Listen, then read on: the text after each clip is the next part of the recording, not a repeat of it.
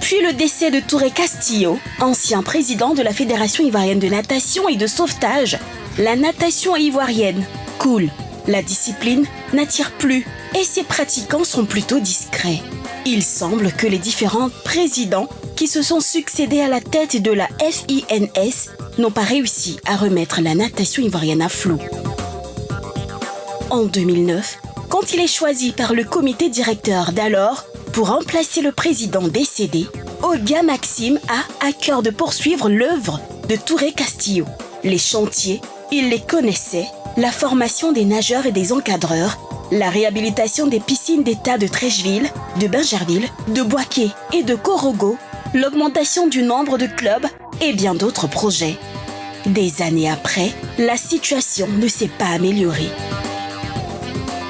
Arrivé à la tête de la FINS en 2011 et réélu le samedi 3 août 2019, à l'issue de l'Assemblée générale élective, Serge Yvon Vremen a décidé de s'investir pour sauver notre discipline. Selon lui, ce qui bloque la marche de la natation en Côte d'Ivoire, c'est le manque d'installations sportives. Aussi, tend-il la main à tout le monde. Comme Oga Maxime, il est conscient que les chantiers sont vastes. Il faut donc être soudé. Comment sauver la natation ivoirienne de la noyade? Le sujet fait débat. Alors, on l'a évoqué sur le plateau de la Grande Team depuis 20h30. C'est vrai que la natation ivoirienne a, comme beaucoup de sports, des problèmes d'infrastructure. La question qu'on va vous poser et à laquelle vous pourrez nous répondre en allant sur la page Facebook de la 3, c'est la suivante. Peut-on sauver la natation ivoirienne sans infrastructure? Oui ou non? Et vous nous laissez un petit commentaire, vous nous expliquez pourquoi. Également en plateau, en utilisant la petite tablette, la petite ardoise qui est devant vous, Monsieur Vremen. Ah. Voilà. Peut-on sauver la natation ivoirienne sans infrastructure? Alors, on y va. Levez les ardoises. Bon, tout le monde dit non. Jojo me met un petit oui à côté. Non, oui. D'accord. Alors, expliquez-nous ce oui. Mais c'est nous, en fait, on s'occupe trop des installations. On va voir avec les installations naturelles, comme les lagunes. Parce que, en fait, nos athlètes ne peuvent pas se noyer, en fait. Vous voyez? Ils ne peuvent pas se noyer. Est-ce qu'un athlète olympique peut se noyer dans l'eau? Non, mais je pense que là, on est précis. On parle plutôt de natation compétitive ici. Ah, mais en fait, la lagune, c'est un vaste domaine. On peut tout exploiter. Mais ça se voit dans d'autres pays. On voit les gens qui nagent. On pourrait commencer l'apprentissage peut-être là-bas, oui. Parce qu'on a la mer de Bassam, on n'utilise pas. On n'utilise pas forcément. Bon, après, on n'est plus dans les mêmes disciplines. Il y avait la nage en eau libre, voilà, exactement. Par exemple. Voilà, mais... Parce que moi, je connais mon cousin Valentin. Lui, il nage dans des eaux qui ne sont pas libres. Alors, il y a les eaux libres, et puis il y a les eaux qui ne sont pas libres. Ils sont emprisonnés, d'accord, merci. De toute façon, les lacs, là, on ne va pas dedans. Bon, Prési, vous dites non. Non. Ah, oui. Un gros non. Ah oui, un gros non. Un gros non. Et simplement pourquoi? Parce que la discipline elle-même, elle se pratique où? On est bien d'accord. On parle d'une discipline qui, pour se pratiquer, a besoin de disposer d'un bassin. Voilà la base de la natation. Est-ce qu'il y a bassin ou pas? Voilà. Ensuite, quel genre de bassin? Ensuite, s'il y a bassin, est-ce que bassin est conforme pour, à la fois, je dirais, apprendre à nager ou plutôt être compétitif? Moi, je pense que dans mon cas, au niveau de la fédération, il ne s'agit pas d'apprendre à nager, puisque apprendre à nager, c'est la responsabilité des clubs, pas la responsabilité de la fédération. La fédération, elle, c'est disposer d'athlètes capables de pouvoir compétir au titre du nom de la Côte d'Ivoire. Voilà le rôle de la fédération. On fait un amalgame parfois, c'est pour ça que je dis, il faut bien faire la part des choses. La fédération n'est pas là pour créer des clubs. La fédération est là pour recruter des athlètes formés par les clubs. Moi, j'ai été athlète de l'ASECI, ensuite athlète de l'ASEC, pour être membre, je dirais, de l'équipe nationale. Voilà un peu comment ça s'est passé. Alors, dans les années 90, c'est vrai que la natation était vraiment pratiquée. Il y avait un vrai engouement de la part des Ivoiriens. Il y avait de nombreux clubs, il y avait des talents. Aujourd'hui, si on regarde, il n'y a pas vraiment de compétition majeure. Les athlètes sont peu connus. Je veux dire, pour l'Ivoirien lambda, je dirais la natation se résume à des enfants qui vont le dimanche dans un hôtel ou autre se baigner ou apprendre à nager, du moins. Qu'est-ce qui s'est passé pour qu'on se retrouve dans cette situation? Henri Jo. Comme vous l'avez bien dit, chaque dimanche, on voit des enfants dans dans des piscines. Et déjà, c'est un acquis. À mon avis, c'est un acquis. En 90, dans les années 90, il y avait une bonne promotion de la natation. Il y avait beaucoup de choses qui se passaient très bien. Même à la télé, on suivait ces compétitions, même les résumés de tout ce qui se passait. Et ça intéressait beaucoup. Aujourd'hui, ces enfants qui ont déjà cette envie-là d'aller toujours dans les piscines, est-ce qu'on leur explique que cette passion, ils peuvent transformer cela en métier? Je ne crois pas. Ou en sport, je veux dire. Ou en sport, ou quelque chose d'intéressant qui peut vraiment les faire progresser dans la vie. Non, ce n'est pas fait. La promotion qui a été faite dans les années 90 n'a pas suivi. C'est vrai, on aime la natation. Tout le monde aime nager. Même si on ne sait pas nager, mais tout le monde aime l'eau, comme je le disais. Mais derrière, il faut cette campagne-là, il faut aller auprès de ces enfants-là et les encadrer. Et à mon sens, ça n'a pas été fait. On va prendre une réaction sur la page Facebook de la 3. Eh bien, la réaction de Idriss Guimard Koné qui nous dit « Aucun développement n'est possible sans installation, c'est impossible. Développer, c'est progresser. Évoluer, c'est même grandir. Donc, pour passer à ce stade, il faut impérativement des structures qui y vont avec des objectifs. On a la chance d'avoir un pays comme la Côte d'Ivoire où l'on peut vraiment tout faire évoluer comme sport compte tenu d'un grand point qui est l'hospitalité. » Roger Stéphane. Oui, sur l'engouement, même au début des années 2000, il y avait encore beaucoup de choses, il y avait un réel engouement. Aujourd'hui, est-ce que c'est la crise qui est passée par là? Est-ce que c'est le problème des infrastructures que pose le président depuis? Est-ce que c'est le manque de sponsors? Ou alors c'est le manque d'intérêt pour les jeunes gens aujourd'hui? Ou alors c'est peut-être un manque d'imagination au niveau de la fédération qui n'arrive pas à intéresser, à captiver les jeunes gens? Parce qu'il y a beaucoup d'enfants qui nagent dans nos piscines, sur les différents espaces, qui aiment ça. Seulement que peut-être qu'au niveau de la fédération, on n'a pas encore trouvé la capacité de nous créer des Topé Patricia, des Drobi Eliane, des nouveaux champions de ce type-là. Parce qu'à l'époque, le président Touré Castillo avait vraiment réussi à créer un engouement tel que, par une simple de petits tournois, un peu d'imagination, il avait réussi à créer ça. Et malheureusement, depuis quelques années, la faveur est un peu tombée. Oui. Alors, on faisait des compétitions quasiment, on va dire, toutes les 2 semaines, comme je dis. On a connu les sœurs Niabo, les sœurs Adotevi, Diaye Pierre Raphaël, Samben Ousseinou, Topé Patricia que vous dites, Samben pour être champion sommet record qu'il a battu.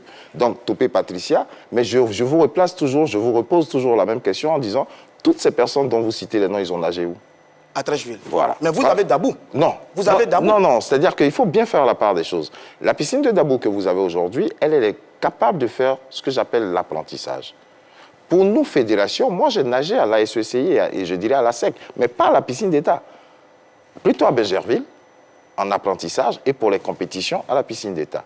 Aujourd'hui, si vous regardez un peu en termes d'évolution des infrastructures, regardez bien, vous allez voir la courbe de croissance, elle est pareille. Hein. La piscine d'État sous feu Castillo a été, je dirais, mis en rénovation. C'est pour ça que vous voyez le logo orange là, qui est dessus. On en reparlera en termes de sponsor tout à l'heure, si vous voulez. Mais une fois que ça a été fait, quelques temps après, il est parti, il paix à son âme. Ainsi est venu le président Oga. Oga est resté de 2009 à 2011. Moi, je suis arrivé et c'est parti. Je ne porte pas forcément le doigt, je dirais, sur l'infrastructure en tant que telle. Parce que, quelque part, si tant soit-il que les clubs disposaient, elles aussi, avant ça, en amont, je dirais, de quelques bassins, peut-être que ça aurait pu avancer. Mais on s'est retrouvé en situation où, quasiment avant le club de la SECI disposait de bassins, qui est aujourd'hui le centre technique de football qui a été récupéré par la FIF. Donc tout ça, le contexte avant permettait, je dirais, de pouvoir disposer, mais aujourd'hui on en est bien loin. Alors aujourd'hui, est-ce qu'il y a des actions qui sont menées pour redonner vie à cette discipline? Nous, on essaie, mais comme je dis, on est je dirais, bras nus un tout petit peu, puisque la seule possibilité pour nous de pouvoir résoudre ça, ce serait été de disposer de bassins. Regardez, par exemple, c'est maintenant qu'on parle de la rénovation de la piscine de Boaké. Par exemple, c'est resté combien de temps? Voilà. Et comme je dis, quand vous avez un bassin qui reste 7 ans, vous voyez, vous êtes plutôt en descente pour les enfants qui ont commencé l'apprentissage. Vous avez présenté tout à l'heure l'infrastructure au niveau des footballs, mais vous n'avez pas fait l'amalgame, c'est que la natation est, je dirais, quasiment la seule discipline qui, en disposant d'infrastructures, est capable de disposer de ressources. Puisque les enfants veulent aller nager et sont prêts à payer. Donc, à la différence, on ne va pas payer pour jouer sur un terrain de football. À la natation, on est prêt à payer. Donc, vous voyez, si on a une infrastructure, elle rapporte automatiquement. mais on n'a pas, en termes, je dirais, en termes de prospective, c'est ce que je disais, par rapport à l'ONS, on n'a pas travaillé dans ce sens-là, et c'est peut-être pour ça que toutes ces infrastructures-là se sont délitées, et puis bon, aujourd'hui, on en est là.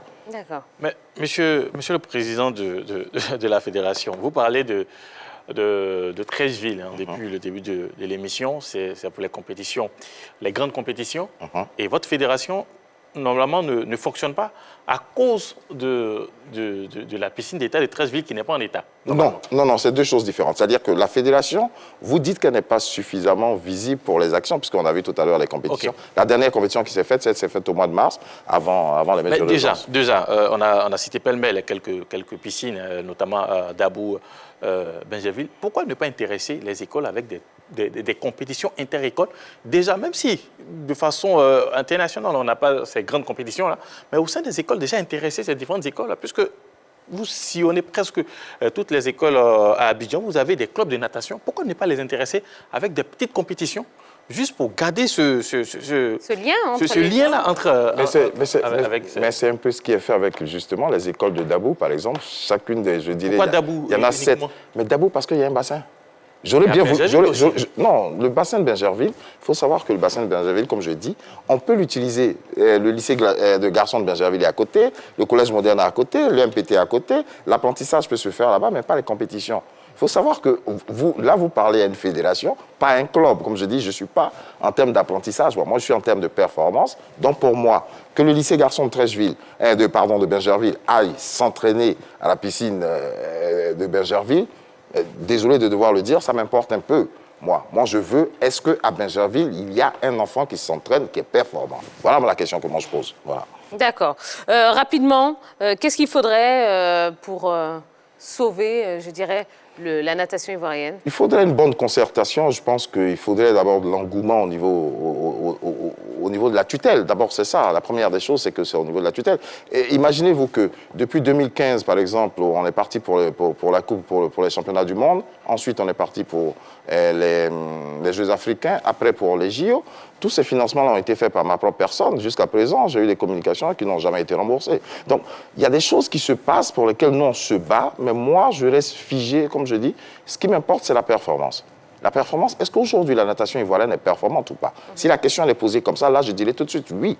Puisque aujourd'hui, j'ai des athlètes qui me permettent d'atteindre des niveaux de temps. Quand je dis, comment vous comparez Talou aux autres? C'est par les temps qu'elle fait. Bien sûr. Est-ce qu'aujourd'hui, on constate sur place des compétitions d'athlétisme à outrance? Non. Mais on constate la performance de l'athlétisme par Talou. Voilà la question. D'accord, très bien. Résultat du sondage, peut-on sauver la natation ivoirienne sans infrastructure? Vous avez répondu non à 89%, et un petit oui à 11%. Bon, on a très bien compris que c'est un petit peu le serpent qui se mord la queue. Moi, j'avais une solution. Voilà. À proposer. Vous avez déjà dit d'aller à Bassam, d'aller à la Côte d'Ivoire va organiser une CAN en 2021, c'est ça, non? En 2023, pardon. Bon, si la Fédération ivoirienne de natation organisait aussi une CAN, la Coupe d'Afrique de natation. Mais ils vont nager où? Non, mais ils vont construire des bassins. Ils ont construit des stades pour la CAN, non? Ah, d'accord. Ils vont construire des bassins. Ah, d'accord. Très bien, très bien. J'avais demandé à organiser pour 2018 la Coupe de la CEDEAO en espérant que la piscine d'État de Treichville allait nous être donnée. Quand ça a été, je dirais, rejeté, on a été obligé d'écrire qu'on ne pouvait pas organiser. D'accord, très bien. Très bien. Allez, on va passer à la déconnade. On n'a plus beaucoup de temps, donc on va aller vite.